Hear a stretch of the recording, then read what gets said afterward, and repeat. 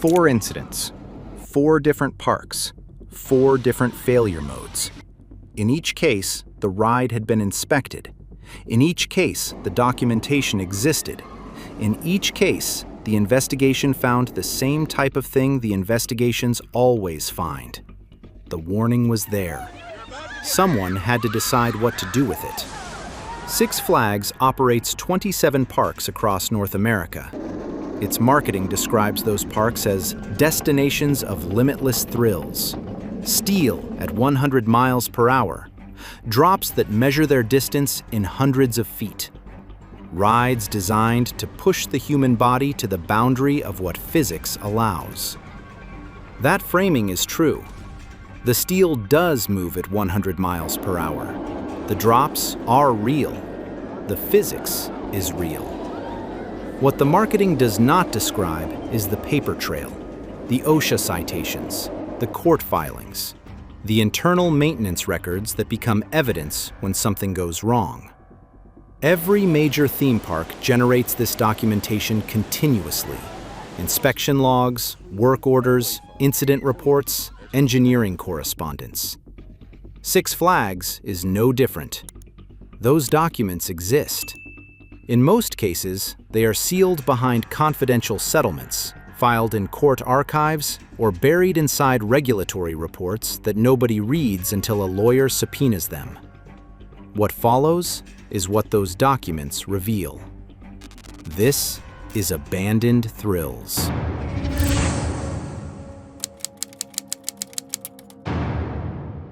The ride was called Superman, Tower of Power, a 177-foot free-fall drop tower, the kind that pulls riders to the top at a controlled speed and then releases them in a controlled fall.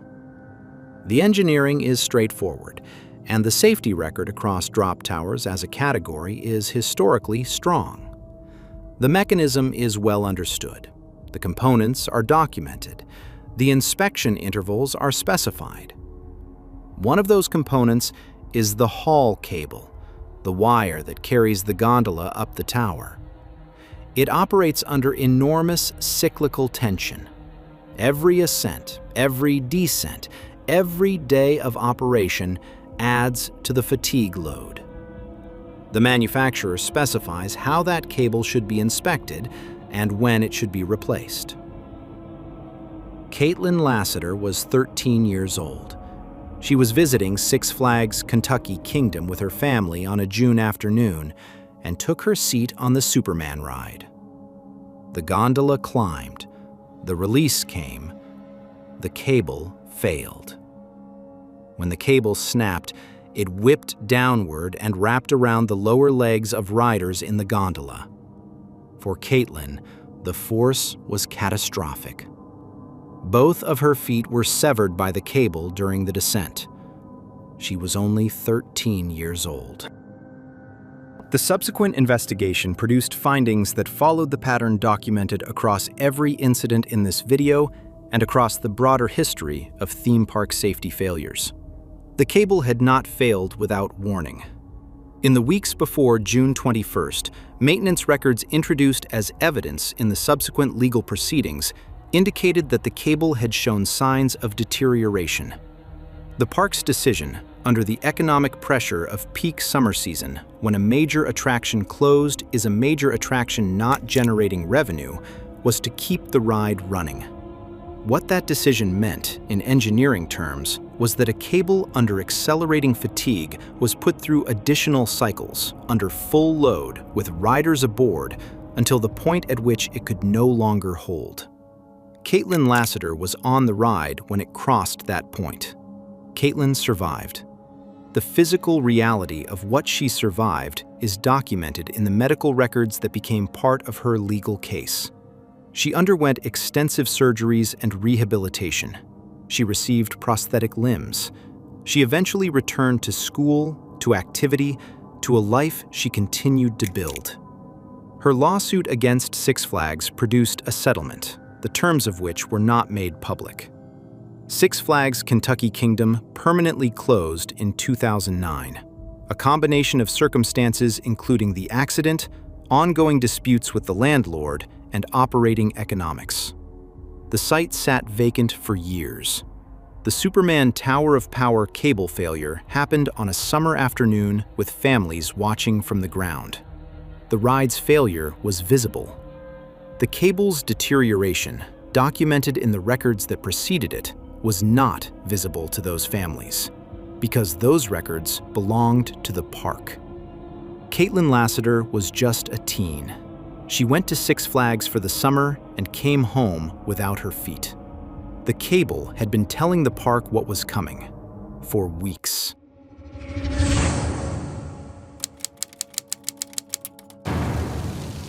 The Roaring Rapids ride at Six Flags over Texas was a standard whitewater raft attraction, the kind found at parks across the country.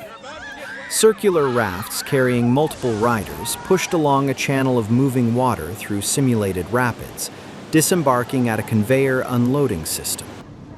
The design was not exotic. The physics was not complex. The operational requirements were understood by every park operating the same ride type. What the operational setup at Roaring Rapids failed to account for was a sight line. The channel included a section, specifically the area adjacent to the conveyor belt unloading mechanism, that was not visible to ride operators in the control booth. An operator watching their monitoring position could not see what was happening at that section of the water channel from where they sat. When a raft overturned and a rider was pulled into the gap between the raft and the conveyor system, the area known in engineering terms as a pinch point, operators in the control booth could not see it happening. What could have been a survivable incident in a properly monitored area became a fatal one in a blind spot. The question the investigation had to answer was not only what went wrong mechanically, it was why the park's operational design had allowed a section of active waterway at the most mechanically complex and physically dangerous point on the entire ride route to exist outside the visible monitoring range of the control station. The answer in the subsequent findings pointed to a choice made at the intersection of aesthetics and oversight. Cameras and monitoring equipment placed in that section would have solved the sightline problem. The park's position on additional technical infrastructure in the water channel area had prioritized the visual environment of the ride experience. The ride was subsequently modified. The industry examination that followed the incident contributed to broader discussions about operator sightline requirements and camera placement on water attractions. The kind of institutional response that comes, in this industry, after someone has already paid the cost of the gap. There is no version of this story in which the pinch point at the Roaring Rapids conveyor was an unknown engineering risk. The pinch point is inherent to the mechanism. The sightline problem was an operational design choice. Placing a camera in that section costs a fraction of what the litigation, the settlement, and the reputational damage cost the park. The camera wasn't there. The operator couldn't see. The rider couldn't get out. If you're watching Abandoned Thrills on your TV right now, take a moment to search the channel on your phone and subscribe. Your support is what makes investigations like this one possible.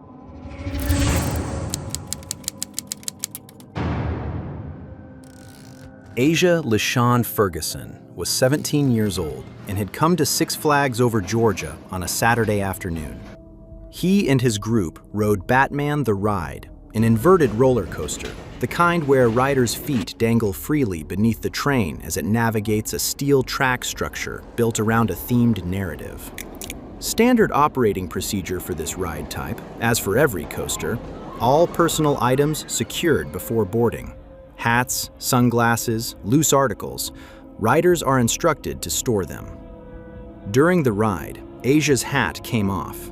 This happens. It is a known and documented occurrence on open-air coasters operating at speed. Parks build their operational geography around it. The areas beneath and around coasters are fenced and signed as restricted zones for exactly this reason. Guests are not permitted in those areas because the trains move at speeds that make a human presence in the ride envelope fatal. What happened next is the question that should have been answered before Asia Ferguson arrived. After the ride concluded and Asia's group exited, he returned to the ride's perimeter. He crossed the first fence. He crossed the second fence. He was inside the restricted zone beneath the Batman track when an incoming train struck him. He was killed instantly.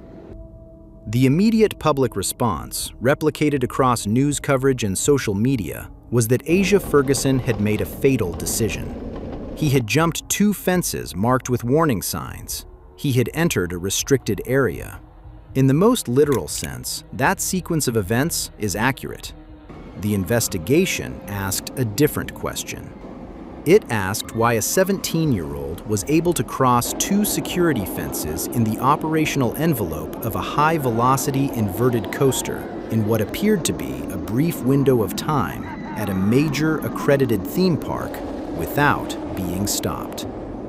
The fence height and construction, the sight lines from operator positions to the restricted zone, the speed with which a teenager could breach the perimeter, these were the questions the forensic examination put on the record.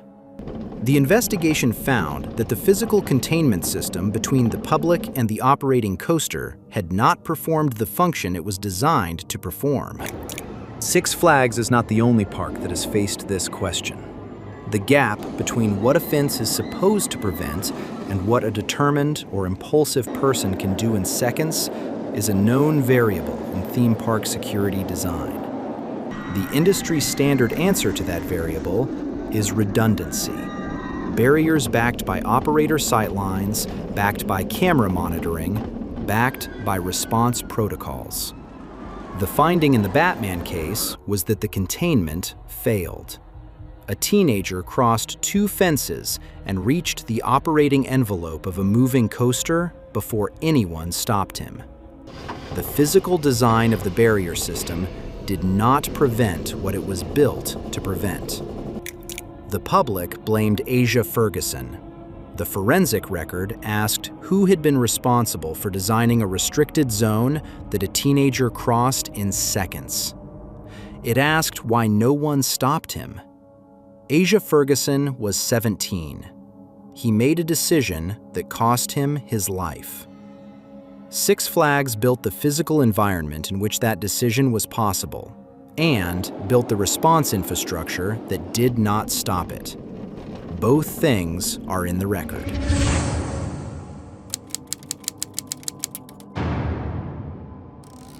The new Texas Giant had opened in 2011 as a collaboration between Six Flags Over Texas and Rocky Mountain Construction, a company that had developed a technology for converting aging wooden roller coasters into steel-tracked hybrid rides.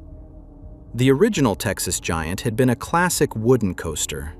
The new version retained the wooden support structure and replaced the track with RMC's steel topper track system, delivering speeds and banking angles the original could never achieve. It was billed as the world's first steel hybrid roller coaster. It was a new category of ride experience, using technology that was itself new, on a track profile that had been substantially redesigned. Rosa Esparza was 52 years old and had come to Six Flags Over Texas that July to spend the day with her son and his family. She had not been to a theme park in years. The new Texas Giant was the centerpiece attraction of the park's recent investment. Before boarding, Rosa experienced what larger-bodied riders at theme parks commonly experience: the uncertainty of the restraint system. The lap bar locked in. A ride operator confirmed she was secure. According to testimony later entered into court proceedings, the confirmation given to Rosa Esparza was this: "As long as it clicks once, you're good." The ride dispatched. On the section of track where the new Texas Giant achieves its steepest angle of descent, the physics of the ride design produces what engineers call ejector airtime, a force that, at specific points in the track profile, pushes riders upward out of their seats rather than pulling them into the seat. The lap bar restraint system is the sole mechanism preventing a rider from leaving the vehicle at those moments. The investigation that followed Rosa Esparza's death entered into the public record findings about the relationship between the lap bar click system, the geometry of the restraint for different body types, and the forces generated on the new Texas Giant's track at the specific location where she fell. The restraint had clicked. That single click was confirmed by the operator and treated as a sufficient indication of secure seating. The investigation raised the question of whether a single click for a rider of Rosa's body type provided the same level of physical containment it provided for riders with different proportions. The bar had engaged. The question was whether the engagement was mechanically equivalent. This is where the institutional record becomes most significant. The new Texas Giant was new. The track profile was new. The forces it generated were, by definition, measured against a technology that had not accumulated the operational history of older coaster designs. When a new ride type is introduced, the manufacturer provides operational parameters, including guidance on restraint systems and their relationship to rider dimensions. What the subsequent litigation examined was the gap between those parameters and the on-ground operational instruction being given to riders. As long as it clicks once, you're good. Rosa Esparza fell from the new Texas Giant on a descent that the investigation found generated forces her restraint did not adequately counter.